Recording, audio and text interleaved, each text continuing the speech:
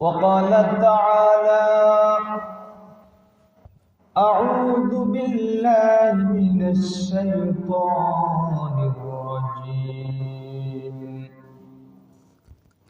بسم الله الرحمن الرحيم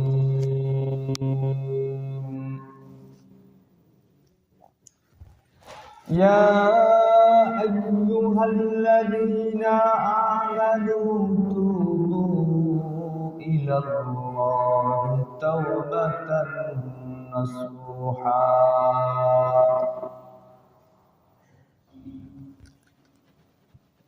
عسى ربكم أن يكفر عنكم سيئاتكم ويدخلكم جنات تجري من تحتها الأنهار صدق الله المولانا العظيم. وقال سيدنا رسول الله صلى الله عليه وسلم التائب من الذنب كمن لا ذنب له أو كما قال النبي عليه الصلاة والسلام. وقال سيدنا رسول الله صلى الله عليه وسلم طوبى لمن وجد في صحيفته استغفار كثيرا أو كما قال النبي عليه الصلاة والسلام. محمد شهد الشكري اللهم صل على سيدنا محمد وعلى آل سيدنا محمد كما صليت على سيدنا إبراهيم وعلى آل سيدنا إبراهيم إنك حميد مجيد. اللهم بارك على سيدنا محمد وعلى آل سيدنا محمد كما باركت على سيدنا إبراهيم وعلى آل سيدنا إبراهيم إنك حميد مجيد.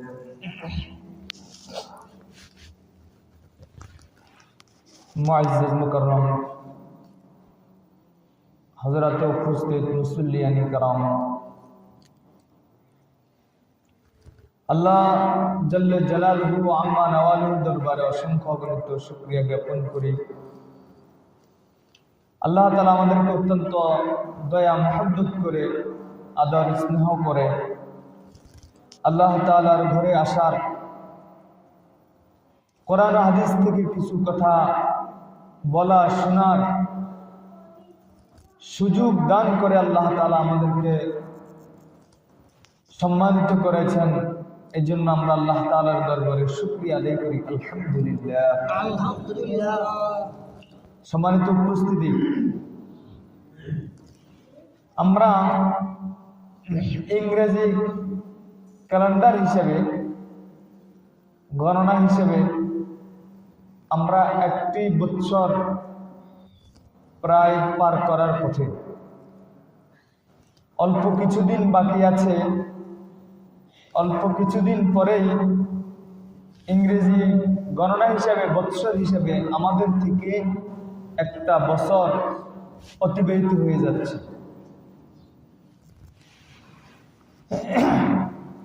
আজকে ইংরেজি সম্ভবত 27 তারিখ, আজকে 27 তারিখ, আর মাত্র 4 দিন পরে এই বছর শেষ। এখন ইংরেজি বছর যখন শেষ, আমাদের করণীয় কি, কিন্তু আমরা বর্তমানে করছি কি? আমাদের তো করণীয় হলো একটা বছর যে আমার থেকে অতিবাহিত হয়ে গেল, অতীত হয়ে গেল, চলে গেল, একটা বছরের আমার হিসাব নেওয়া, যে এই একটা বছর কতটুকু আমি আল্লাহর হেদায়েত অনুযায়ী চলতে পারছি, আল্লাহর হুকুম মোতাবেক চলতে পারছি, কতটুকু হায়াত আমি আল্লাহর নাফরমানিতে গুনাহের মধ্যে কাটিয়েছি, আমি কি কি অপরাধ আমার দ্বারা এই বিগত এক বছরে আমার দ্বারা সংঘটিত হয়ে গিয়েছে, আমার সেই পিছনের জিন্দিগির অপরাধগুলোকে অনুসরণ করে করে অনুতপ্ত হওয়া, তওবা ইস্তেগফার করা, আর মনে মনে এই সংকল্প সিদ্ধান্ত নেওয়া, আল্লাহ অতীতে যেমন অন্যায় অপরাধ করে এসেছি, সামনের ভবিষ্যতে যতটা বছর আমি দুনিয়াতে বেঁচে থাকব, অতীতের মতো এমন অপরাধ আর করব না। এমনটাই তো আমাদের অনুতপ্ত হওয়া দরকার ছিল, কি বলে? কিন্তু আমরা করি কি? আমরা করি যখন নতুন একটা বছর শেষ হয়ে যায়, এটাকে আমরা আনন্দ উল্লাসের একটা দিন আমরা এটা উদযাপন করি, যেটাকে তাদের ভাষায় অমুসলিমদের, বিজাতীয়দের যেটাকে 31st নাইট হিসেবে অথবা হ্যাপি নিউ ইয়ার হিসেবে তারা পালন করে যাচ্ছে।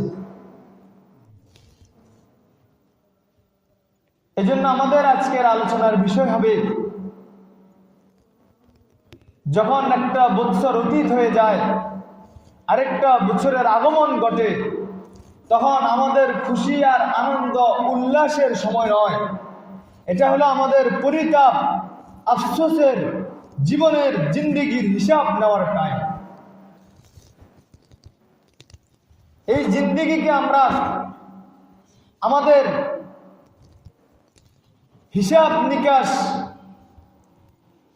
নিকাশ করতে হবে, যে বিগত একটা বছর আমার দ্বারা যে অপরাধগুলো সংঘটিত হয়েছে, এই অপরাধগুলোর উপর আমি অনুতপ্ত হয়ে আল্লাহ তাআলার দরবারে তওবা ইস্তেগফার করব। আজকে আমরা তওবা ইস্তেগফার আল্লাহ রাসূল সাল্লাল্লাহু আলাইহি ওয়াসাল্লাম হাদিসের মধ্যে তওবাকারীদের জন্য, ইস্তেগফারকারীদের জন্য অনেক সুসংবাদের কথা বলেছেন। قال رسول الله صلى الله عليه وسلم التائب من الذنب كمن لا ذنب له। আল্লাহ রাসূল সাল্লাল্লাহু আলাইহি ওয়াসাল্লাম বলেন, যারা গুনাহের প্রতি অনুতপ্ত হয়ে তওবা করবে, তাদের উদাহরণ হলো এমন ব্যক্তির মতো যে ব্যক্তির জিন্দেগিতে গুনাহ নেই। সুবহানাল্লাহ। এই ব্যক্তি মনে হয় যে কোনো গুনাহই করে নাই। আল্লাহ রাসূল সাল্লাল্লাহু আলাইহি ওয়াসাল্লাম বলেন, قال رسول الله صلى الله عليه وسلم طوبى لمن وجد في صحيفته استغفارا كثيرا। আল্লাহ রাসূল সাল্লাল্লাহু আলাইহি ওয়াসাল্লাম বলেন, ওই ব্যক্তির জন্য সুসংবাদ, খুশখবরি, যার আমলনামার মধ্যে, যার জিন্দেগিতে বেশি বেশি ইস্তেগফারের আমল পাওয়া যাবে, যার জিন্দেগিতে বেশি বেশি ইস্তেগফার পাওয়া যাবে, তার জন্যই সুসংবাদ, তার জন্যই খুশখবরি। আজকে আমরা তওবা করতে পারতেছি না, কি কারণে জানেন? অনেকগুলো কারণে আমরা তওবা করতে পারতেছি না। এক নম্বর কারণ, আমরা আল্লাহর রহমতের অতি আশায় আমরা তওবা করতে পারতেছি না, গুনাহ ছাড়তে পারতেছি না। আল্লাহর রহমতের আশা কি? যখন গুনাহের কোনো খেয়াল আমাদের অন্তরে চলে আসে, তখন আল্লাহকে ভয় না করে আমাদের অন্তরের মধ্যে আসে যে আল্লাহ তাআলা তো ক্ষমাশীল, আল্লাহ তাআলা তো দয়াবান, তিনি দয়া করে আমাকে মাফ করে দিবেন। যাই হোক, এখন গুনাহ করার সময় একটু করিনি, এরপরে তওবা করে নিব, আল্লাহ তাআলা মাফ করে দিবেন।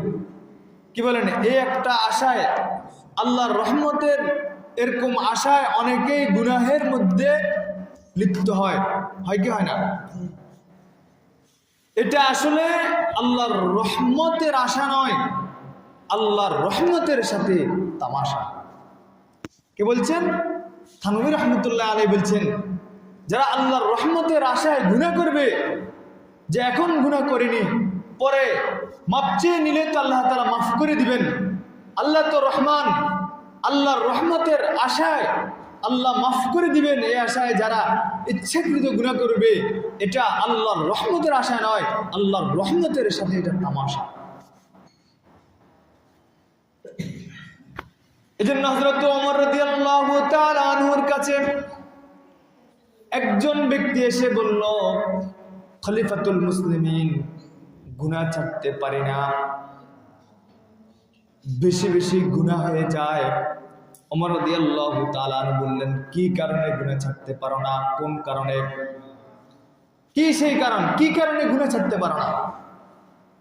লোকটি বলল, খলিফাতুল মুসলিমিন, যখনই গুনাহের কথা মনে আসে, যখনই গুনাহের পরিবেশ সামনে আসে, তখনই আল্লাহর রহমত চোখের সামনে দেখতে পাই।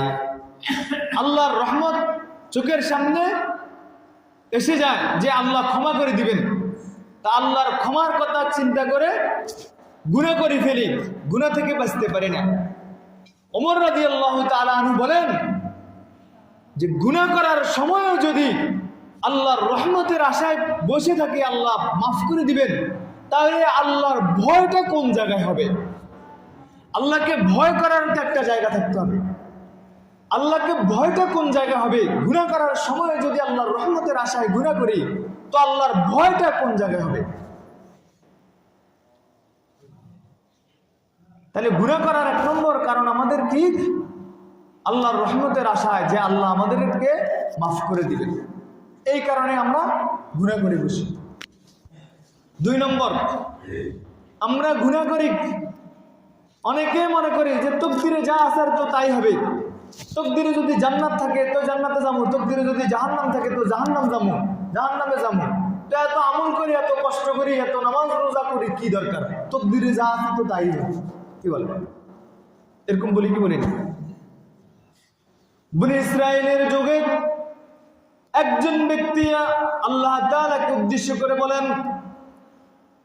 কদাইতা ওয়া হাকামতা ওয়া আরাদতা, হে আল্লাহ, আপনি যেটা ফয়সালা দিয়েছেন তো দিয়েছেন, যেটা সিদ্ধান্ত দিয়েছেন তো দিয়েছেন, যেটা ইচ্ছা করেছেন তো করেছেন, তাহলে আমি এখন ইবাদত করি কি হবে?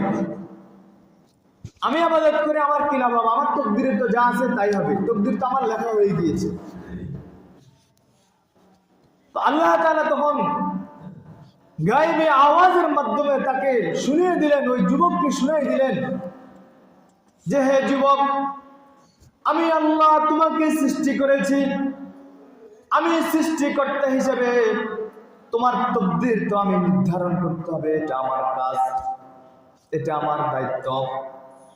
তুমি কি খাবে, কিভাবে চলবে, তোমার তকদির তো আমি আল্লাহ তোমার তকদির তো নির্ধারণ করতে হবে।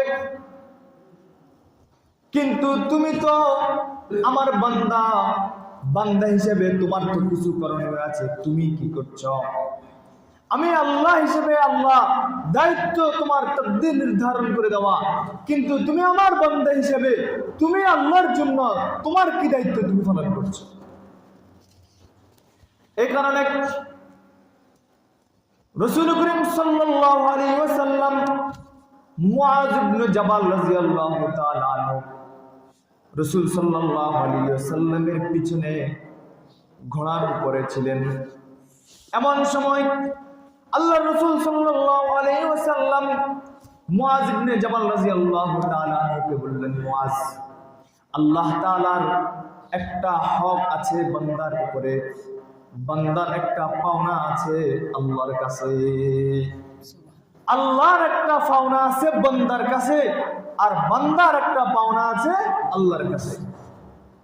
যখন বান্দা তার পাওনাটাকে আল্লাহর পাওনাটা আল্লাহকে বুঝিয়ে দিবে, তখন আল্লাহ রব্বুল ইজ্জত বান্দাকে বান্দার পাওনা দিয়ে দিবে। জানো কি সেই হকটা কি? তখন মুআজ ইবনে জাবাল রাদিয়াল্লাহু তাআলা আনহু বললেন, ওয়াল্লাহু ওয়া রাসূলুহু আ'লাম, আল্লাহ এবং আল্লাহর রাসূল ভালো জানেন। তখন রাসূল সাল্লাল্লাহু আলাইহি ওয়াসাল্লাম বলেন, বান্দার কাছে আল্লাহর পাওনা হলো বান্দা আল্লাহ তাআলাকে শিরক মুক্ত ইবাদত দিবে, আর আল্লাহর কাছে বান্দার পাওনা হলো বান্দা যখন আল্লাহকে শিরক মুক্ত ইবাদত দিয়ে আল্লাহর পাওনাটা আল্লাহকে দিয়ে দিবে, তখন বান্দার জন্য আল্লাহর কাছে রয়েছে জান্নাত। আল্লাহ বান্দাকে শিরক মুক্ত ইবাদতের বিনিময় আল্লাহ বান্দাকে আল্লাহর জান্নাত দিয়ে দিবে। সুবহানাল্লাহ। তাহলে বান্দার কাছে আল্লাহর পাওনা হলো শিরক মুক্ত ইবাদত, আর আল্লাহর কাছে বান্দার পাওনা হলো বান্দা যদি আল্লাহকে শিরক মুক্ত ইবাদত দিতে পারে তো আল্লাহ বান্দাকে আল্লাহর জান্নাত দিয়ে দিবে। তাহলে 1 নম্বর তাওবা করতে পারি না আমরা আল্লাহর রহমতের আশায়। 2 নম্বর তাওবা করতে পারি না আমরা তাকদীরের উপর, যে তাকদীরে যা লেখা আছে তাই তো হবে, তা আমি ইবাদত করি, তওবা করি, কি হবে? কি বলেন?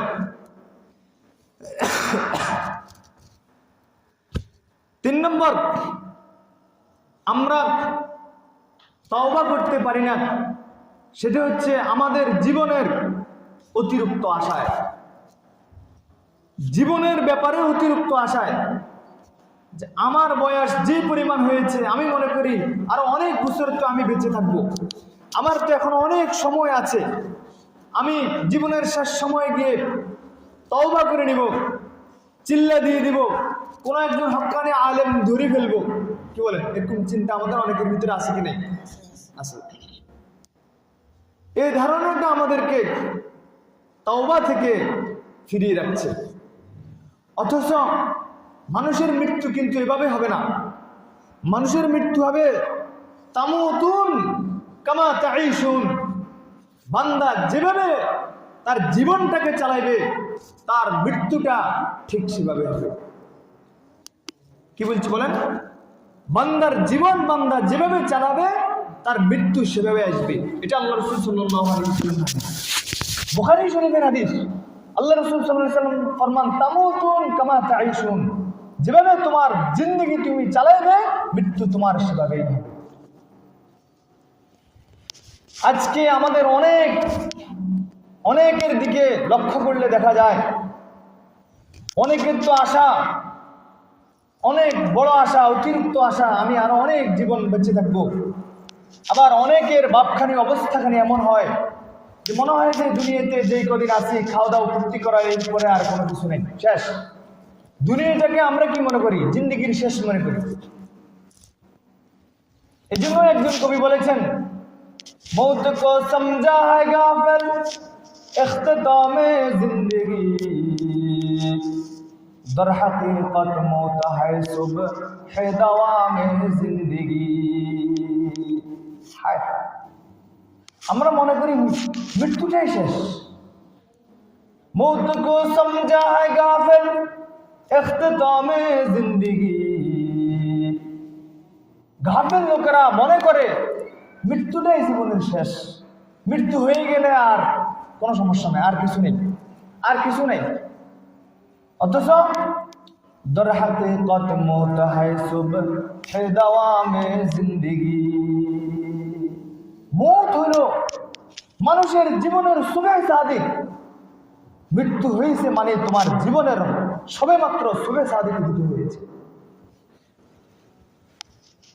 মৃত্যুটা তোমার জিন্দেগির এমন শুভে সাদেক, যে শুভে সাদেকের পরে তোমার জিন্দেগিতে আর কোনোদিন সন্ধ্যাবেলা আসবে না, তোমার জিন্দেগিতে আর শাম আসবে না। তোমার জিন্দেগির মৃত্যু মানে হলো তোমার জিন্দেগির শুভে সাদেক শুরু, যেই শুভে সাদেকের পরে কোনোদিন আর তোমার সেই দিন শেষ হবে না। তাহলে আলোচনার বিষয়বস্তু আমরা কি দিয়ে শুরু করেছিলাম? একটা নতুন বছর আমাদের থেকে অতিবাহিত হয়ে যাচ্ছেন। এই মুহূর্তে আমাদের করণীয় হলো কি? করণীয় হলো অতীতের জিন্দেগির হিসাব মিলানো, যে বিগত বছর আমার দ্বারা কি কি অপরাধ সংঘটিত হয়েছে, সেই অপরাধগুলোর উপর অনুতপ্ত হয়ে বেশি বেশি আল্লাহর কাছে তওবা এবং ইস্তিগফার করা। যতটুকু ইবাদত আমরা করতে পেরেছি, প্রতিজ্ঞাবদ্ধ হওয়া, ওয়াদাবদ্ধ হওয়া, আল্লাহর কাছে দোয়া কান্নাকাটি করা, আল্লাহ যতগুলি অপরাধ ইত্যাদি করে এসেছি এই সমস্ত অপরাধ থেকে বাকি জিন্দেগি হেফাজত রাখুন,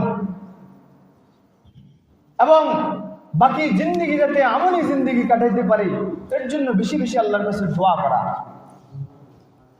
কিন্তু পশ্চিমা বিশ্ব আমাদেরকে শিখিয়েছে, যখন নতুন বছর তোমাদের থেকে বিদায় নিবে, বিগত বছর তোমাদের থেকে অতীত হয়ে যাবে, আগত বছরের আগমনে তোমরা আনন্দ করবে, উল্লাস করবে, বেহায়াপনা করবে, বেলনলাগি করবে। বিশ্বের ইতিহাসের মধ্যে, পুরা বিশ্বের মধ্যে এক কলঙ্কের ইতিহাস রচনা করবে। কি বলে? পশ্চিমা বিশ্ব আমাদেরকে 31st নাইটে আমাদেরকে এটাই তো শিক্ষা দিচ্ছে। কোরআন ও হাদিস কি বলে? এখান থেকে আপনাদেরকে কয়েকটা পয়েন্ট আমি আলোচনা করতেছি সংক্ষেপে। বিস্তারিত আলোচনার জন্য আমার সময় আমাকে অনুমতি দিচ্ছে না। আল্লাহ তাআলা, আল্লাহ রাসূল সাল্লাল্লাহু আলাইহি ওয়াসাল্লাম যখন মদিনায় হিজরত করে মদিনায় গেলেন, দেখলেন মদিনার ইহুদিরা একটা দিন তারা আনন্দ উল্লাস করতেছে। আল্লাহ রাসূল সাল্লাল্লাহু আলাইহি ওয়াসাল্লাম আনন্দ উল্লাসের জন্য মুসলমানদের দুইটা দিন আল্লাহ রাসূল নির্ধারণ করেছেন। একটা দিনের নাম হলো ঈদুল ফিতর, আরেকটা দিনের নাম হলো ঈদুল আযহা। এই দুইটা দিন আনন্দের দিন হিসেবে নির্ধারণ করে পুরা পৃথিবীবাসীকে আল্লাহ রাসূল সাল্লাল্লাহু আলাইহি ওয়াসাল্লাম বলে দিয়েছেন, ও পৃথিবীর মানুষ, দিনের বেলায় যদি তোমাদের আনন্দের জন্য যদি কোনো দিনের প্রয়োজন হয়, তাহলে ইহুদি খ্রিস্টানদের থেকে তোমরা কোনো দিন আনন্দের জন্য ফলো করা লাগবে না, অনুসরণ করা লাগবে না। পুরা মুসলিম জাতির আনন্দ উল্লাসের জন্য তাদেরকে দুইটা দিন দেওয়া হয়েছে। কয়টা দিন? দুইটা দিন। তবে মুসলমানদের আনন্দ আর বিজাতীয়দের আনন্দের ধরন একই রকম হবে না। আল্লাহ রাসূল সাল্লাল্লাহু আলাইহি ওয়াসাল্লাম আল্লাহ তাআলার পক্ষ থেকে আমাদেরকে যে নাইট উদযাপনের জন্য বিধান দিয়েছেন, আল্লাহ রাসূল সাল্লাল্লাহু আলাইহি ওয়াসাল্লাম 365টির নাইট মুসলিম জাতিকে দিয়ে গিয়েছেন। মুসলিম জাতি যাতে কোনো দিন কোনো নাইট উদযাপনের জন্য বিজাতীয় কোনো দিনের অনুসরণ করতে না হয়। এই 365 নাইটের মধ্যে 13টা নাইট আল্লাহ উদযাপনের জন্য দিয়েছেন। এটা ফুল নাইট, মুসলমান আনন্দের মধ্যে এই নাইটগুলো উদযাপন করবে। একটা নাইটের কথা আল্লাহ তাআলা কুরআনুল কারীমের মধ্যে সূরায়ে আল্লাহ তাআলা একটা সূরার মধ্যে প্যাকেট করে এই নাইটটা উদযাপনের জন্য দিয়ে দিয়েছেন। সেই নাইটটার নাম হলো লাইলাতুল কদর। আল্লাহ তাআলা বলেন, ইন্না আনজালনাহু ফি লাইলাতুল কদর, লাইলাতুল কদরি খায়রুম মিন আলফি শাহর। যে পবিত্র কোরআন আল্লাহ এই লাইলাতুল কদরে নাযিল করেছে, এই লাইলাতুল কদরের মর্যাদা মহত্ব কি পরিমাণ জানো? এই এক রাত তোমরা ইবাদত করবে, তোমাদেরকে হাজার মাস ইবাদত করার চাইতে উত্তম বিনিময় আল্লাহ তাআলা দান করবে। এমন একটা নাইট আল্লাহ তাআলা আমাদেরকে দিয়েছেন, যে নাইটটা পালন করার জন্য রাতের কোনো অংশের অপেক্ষা করা লাগে না। ইহুদি বিজাতীয়রা আমাদেরকে যে নাইট উদযাপনের জন্য উপহার দিয়েছে, সেই নাইটের জন্য নির্ধারিত একটা সময় পর্যন্ত অপেক্ষা করা লাগে কি লাগে না? কিন্তু আল্লাহ তাআলার পক্ষ থেকে যে নাইট উদযাপনের জন্য মুসলমানদেরকে দেওয়া হয়েছে, এই নাইটের জন্য কোনো অপেক্ষা লাগে না। সন্ধ্যা হওয়ার পর থেকেই এই রাত্রের উদযাপন শুরু হয়ে যায়। এরপরে দ্বিতীয় যে নাইট আল্লাহ তাআলা আমাদেরকে দিয়েছেন, আল্লাহ রাসূল সাল্লাল্লাহু আলাইহি ওয়াসাল্লাম বলেন, ইযা কানা লাইলাতুন নিসফি মিন শাবান ফাকুমু লাইলাহা ওয়া সুমু নাহারাহা। আল্লাহ রাসূল সাল্লাল্লাহু আলাইহি ওয়াসাল্লাম বলেন, যখন তোমাদের কাছে 15 শাবানের দিবাগত রাত তোমাদের কাছে আসবে, তখন এই রাত্রটা তোমরা আল্লাহর ইবাদতের জন্য, আল্লাহর ক্ষমার আশায় তোমরা রাত্রটাকে ইবাদতের মধ্যে কাটাও। ফাকুমু লাইলা ওয়া সুমু নাহারাহা, তোমরা রাত্রের বেলা ইবাদতের মাধ্যমে রাত্রটা কাটাও, দিনের বেলা রোজা পালনের মাধ্যমে দিনটাকে কাটাও। তাহলে পুরা নাইট উদযাপনের জন্য আল্লাহ আমাদেরকে শবে বরাতের একটা নাইট দিয়েছে। এরপরে আরো 2টা নাইট আল্লাহ রাসূল সাল্লাল্লাহু আলাইহি ওয়াসাল্লাম মুসলমানদেরকে দিয়েছেন। আল্লাহ রাসূল সাল্লাল্লাহু আলাইহি ওয়াসাল্লাম বলেন, মান কামা লাইলাতাইল ঈদাইন মুহতাসিবান, যেই ব্যক্তি আল্লাহ তাআলার নিকট সওয়াবের আশায় 2 ঈদের রাত্রিতে ইবাদত করবে, আল্লাহ রাসূল সাল্লাল্লাহু আলাইহি ওয়াসাল্লাম ফরমান, কিয়ামতের বিভীষিকার মুহূর্তে যখন সমস্ত মানুষ পেরেশান হয়ে যাবে, আল্লাহ এই 2 রাত ইবাদতকারীদেরকে সেই মুহূর্তের পেরেশানি থেকে মুক্ত করে দিবে। আল্লাহ তাআলা আল্লাহ রাসূল সাল্লাল্লাহু আলাইহি ওয়াসাল্লাম বলেন, বিশ্ব মুসলমান যদি আরো কোনো নাইট উদযাপন করা লাগে, বিজাতীয়দের থেকে অনুসরণ করে কোনো নাইট উদযাপন করা লাগবে না। মুসলমানদের নাইট উদযাপন করার জন্য আল্লাহর পক্ষ থেকে আল্লাহ রাসূল সাল্লাল্লাহু আলাইহি ওয়াসাল্লাম মুসলিম জাতিকে দিয়ে গেলেন আরো 9টা রাত্র। সুবহানাল্লাহ। সে 9টা রাত্র হলো জিলহজের 1 তারিখ থেকে নিয়ে 9 তারিখ পর্যন্ত। এই রাত্রিগুলোতে কোনো ব্যক্তি যদি 1 রাত ইবাদত করে, 1 রাতের ইবাদতের সওয়াব হলো 1 শবে কদরের ইবাদতের চাইতে উত্তম। এই দিনগুলোর মধ্যে যদি কোনো ব্যক্তি রোজা রাখে, 1 দিনের রোজার সওয়াব আল্লাহ 1 বছর রোজা রাখার সওয়াব দান করবে। আল্লাহ রাসূল সাল্লাল্লাহু আলাইহি ওয়াসাল্লাম এই পর্যন্ত ফুল নাইট উদযাপনের জন্য 13টা নাইটের ঘোষণা আল্লাহ রাসূল দিয়ে গিয়েছেন। এরপর আল্লাহ রাসূল বলেন, মুসলমান তোমাদের জন্য যদি আরো কোনো নাইটের প্রয়োজন হয়, তাহলে অর্ধ নাইটের জন্য আল্লাহ তাআলা দিয়ে গেলেন আরো 352টা নাইট। পুরা বছরে কয়টা দিন হয়? 365 দিন। 365 দিনে 365টা রাত্র হবে। তাহলে 13টা যদি এখানে ফুল নাইট যায়, আরো 352টা আছে। আল্লাহ রাসূল সাল্লাল্লাহু আলাইহি ওয়াসাল্লাম বলেন, 352টা তোমাদেরকে অর্ধ নাইট দেওয়া হলো। এটা আল্লাহর পক্ষ থেকে মুসলিম জাতির জন্য এই নাইটগুলোকে দেওয়া হলো। আল্লাহ রাসূল সাল্লাল্লাহু আলাইহি ওয়াসাল্লাম বলেন, এই 13টা দিনের এগুলো হলো বিশেষ দিন।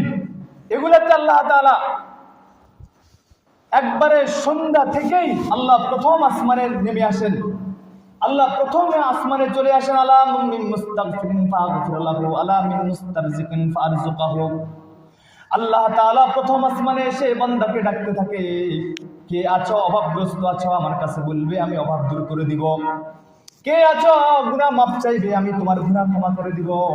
কে আছো অসুস্থতার মধ্যে ভুগছ, সুস্থতার জন্য চাইবে, আমি তোমাকে সুস্থ করে দিব। আল্লাহ বিভিন্ন বিষয় উল্লেখ করে আলা কাজা বিভিন্ন বিষয়গুলো উল্লেখ করে আল্লাহ তাআলা এইভাবে বান্দাকে ডাকতে থাকে। এটা হলো ফুল নাইট, পুরা রাত্রে আল্লাহ বান্দাকে বলে ডাকতে থাকে।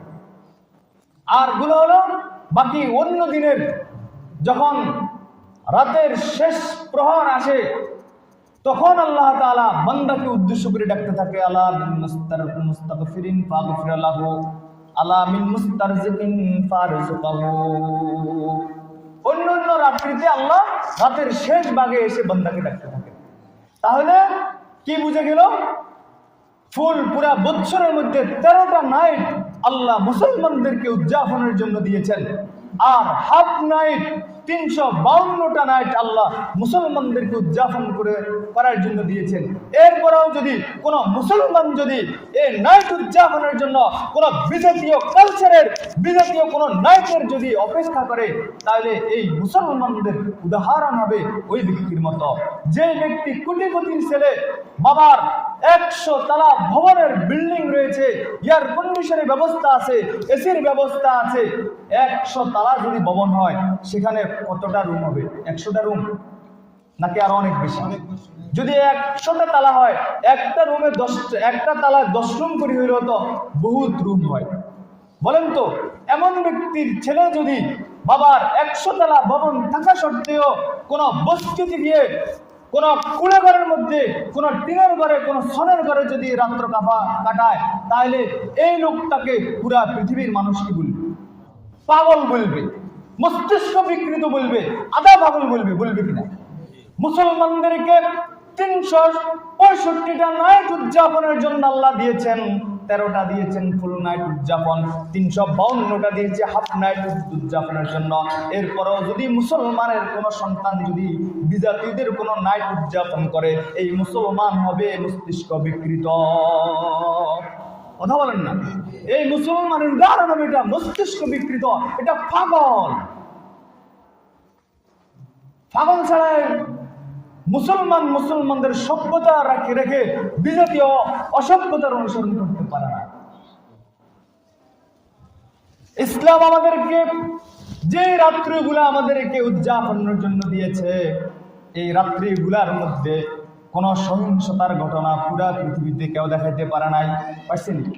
কোন অগ্নি সংযোগের ঘটনা দেখাইতে পারে নাই, কোন জেনার ঘটনা ঘটছে কোথাও দেখাতে পারে নাই। কিন্তু বিজাতীয়রা আমাদেরকে যে নাইটগুলো উদযাপনের জন্য দেয়, এখানে হত্যাকাণ্ড ঘটে, এখানে অগ্নি সংযোগ হয়, এখানে হয় বিভিন্ন রকমের অশ্লীলতা, বিভিন্ন রকমের বেহায়াপনা। হয় কি হয় না? আমি আপনাদেরকে সংক্ষেপ সময়ে পত্রিকার একটা রিপোর্ট আমি আপনাদেরকে শুনেছি। বিগত 5 বছরে বাংলাদেশে 13 ফার্স্ট নাইট উদযাপন করতে গিয়ে কত সালে কতটা অগ্নিকাণ্ড বাংলাদেশে ঘটেছে। আপনারা এখানে অনেকেই সরকারি লোক আছেন, প্রশাসনের লোক আছেন, অবশ্যই আপনাদের কাছে তথ্য থাকা দরকার। এখানে যে তথ্য আমি পাই পত্রিকার রিপোর্ট অনুযায়ী 2021 সালে 16টি অগ্নিকাণ্ডে প্রায় 4,05,000 টাকার ক্ষতি বাংলাদেশে হয়। এছাড়া 2020 সালে 50টি অগ্নিকাণ্ডে প্রায় 14,35,000 টাকার ক্ষতি হয়। 2019 সালে 72টি অগ্নিকাণ্ডে প্রায় 14,47,000 টাকার ক্ষতি হয়।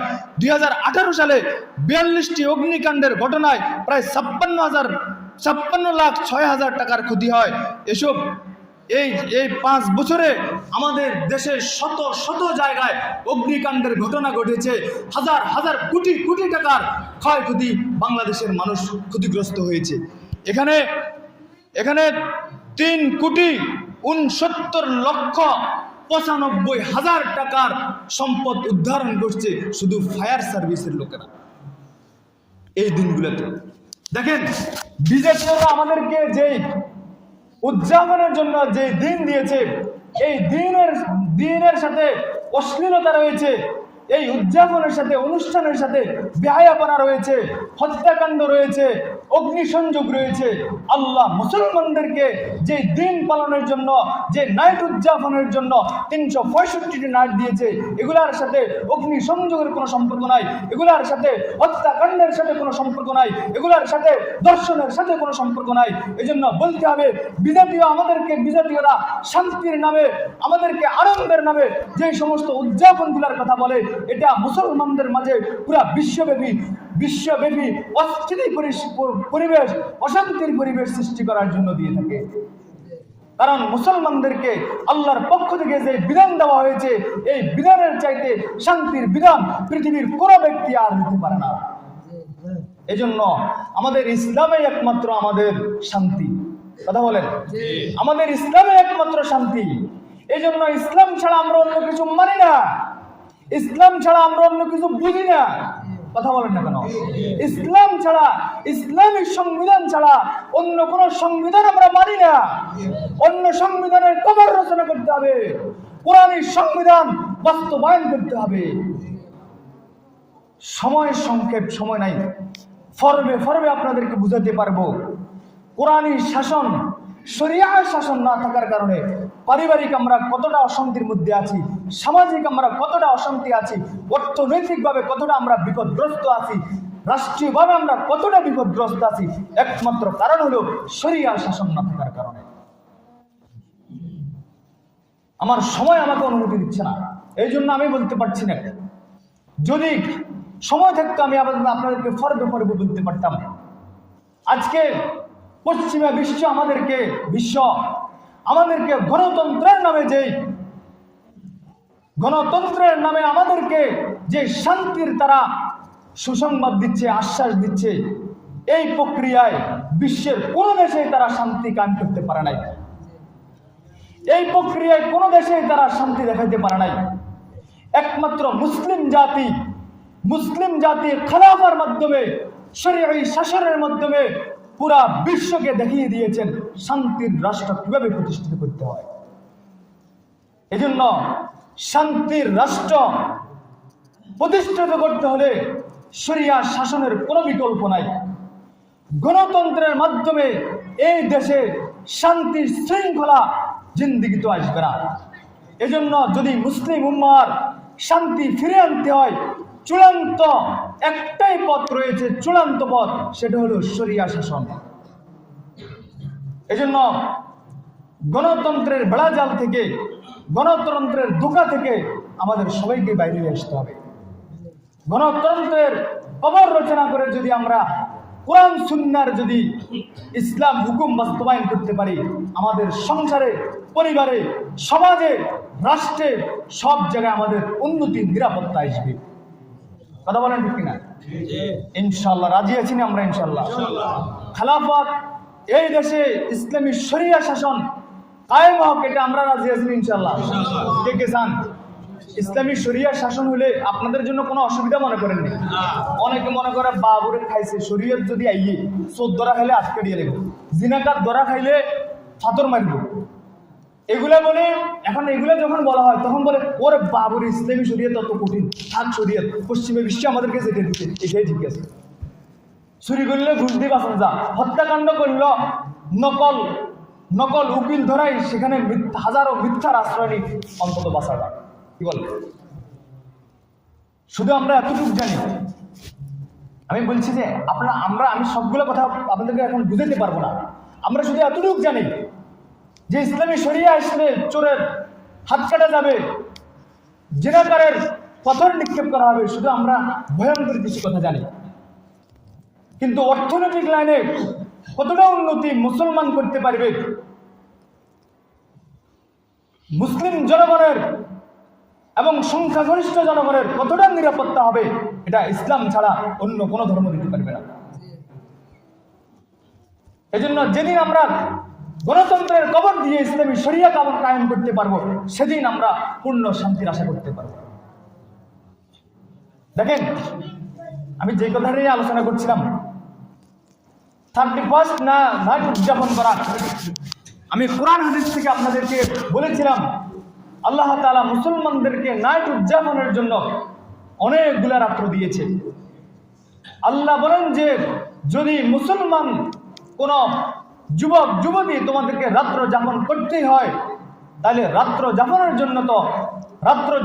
জন্য তো আল্লাহ তোমাদেরকে বিধান দিয়েছেন। 365টা রাত্র নাইট আল্লাহ তোমাদেরকে দিয়েছেন। বিজাতীয়দের কোনো নাইট তোমাদেরকে ফলো করতে হবে না। 31st নাইট উদযাপনে সারা বাংলাদেশে যেই পরিমাণ জিনার অপকর্ম হয়, পুরা 1 বছরে বাংলাদেশে এত পরিমাণ অপরাধ সংঘটিত হয়।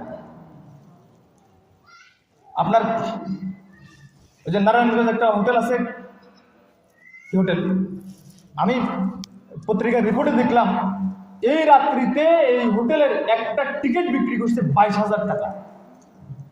চিন্তা করছেন, এক একটা হোটেলের মধ্যে, এক একটা ক্লাবের মধ্যে, এক একটা বিশ্ববিদ্যালয়ের মধ্যে কি পরিমাণ অশ্লীলতা এই রাত্রে সংঘটিত হয়। আল্লাহ এই মুসলিম জাতিকে হেফাজত করুন। আমরা মুসলিম হিসেবে বিজাতীয়দের এই উদযাপন অনুসরণ করতে পারিনি, আমরা করবো নি কেউ, ইনশাল্লাহ কেউ করবো না। আমরা আমাদের সন্তানদেরকে সচেতন করে দিব।